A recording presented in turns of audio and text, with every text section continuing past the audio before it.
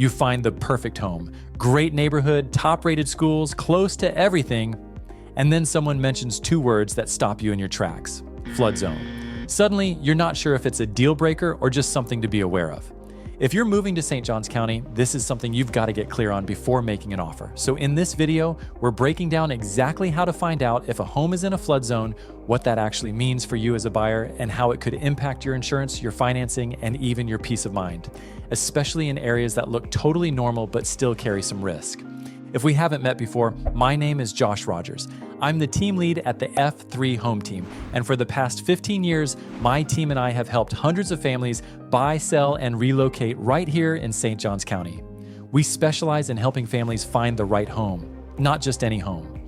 That means listening closely to what you actually need, understanding your lifestyle and priorities, and matching you with neighborhoods that fit your goals, your pace of life, and your budget. So if moving to this area is even remotely on your radar and you're looking for a reliable, experienced team to help you navigate it all, just shoot me a text. I'd love to help you find the perfect place for you and your family. Now let's get into it. So first off, let's just clear up what a flood zone actually is. Basically, it's a label that FEMA gives to certain areas to show how likely it is for flooding to happen there. That label can impact whether you're required to carry flood insurance and even what type of loan you can get. Now here in St. Johns County, the three most common zones you'll hear about are Zone X. That's the one you want to see if you're hoping to avoid flood insurance. It means the risk is minimal, and most of St. John's actually falls into this category. Then there's Zone AE, that one's higher risk. So if the home you're looking at falls in AE, your lender will probably require flood insurance. And finally, Zone VE, that's the highest risk, and it's usually reserved for beachfront or very coastal properties. So if you're checking out homes in Nocatee or down near the river in Rivertown, or even over in St. Augustine Shores, it's definitely worth double checking.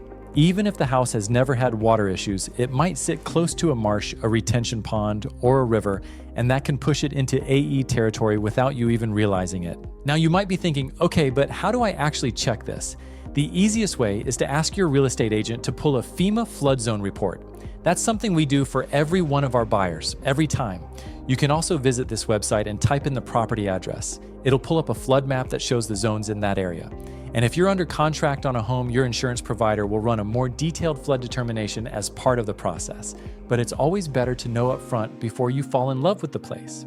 So let's say the home you're looking at is in a flood zone. Now what? Here's where people tend to panic unnecessarily. Flood insurance here in St. Johns County doesn't automatically mean a huge cost. For many homes in AE zones, flood insurance might only be a few $100 per year, especially if the home is newer and elevated. But every home is different. It depends on elevation, location, and the structure itself. We've seen quotes anywhere from $400 to $2,000 per year, with most falling in the lower end of that range. Also, if the current owner already has flood insurance, they may be able to transfer that policy to you. That's a question worth asking early in the process. And listen, if you're somewhere in the middle of this process, maybe you're just starting to look, or maybe you've already got some homes saved, join that Facebook group. It's full of people who are already asking these exact same questions. You'll hear from people who've bought in flood zones, avoided them, or negotiated around them. And I'm in there too, answering questions and sharing tips every week. Just click the link in the description box and request to join. Now here's a pro tip most people don't know about. Just because a home is shown in a flood zone on the FEMA map doesn't always mean it's at real risk. That's where an elevation certificate comes in. It shows how high the home sits compared to the base flood elevation. In some cases, the home is technically in the zone, but it's built high enough that the flood risk is basically zero. And in those cases, the owner can request something called a LOMA, a letter of map amendment, which may remove the flood insurance requirement altogether. It takes a little paperwork, but it can save you thousands over time and give you peace of mind if you're really loving a house in an AE zone. So here's the thing. Flood zones aren't always obvious. Just because a home looks high and dry doesn't mean it's out of the woods. I've seen homes 2 blocks from the intracoastal that aren't in a flood zone, and others 5 miles inland that are.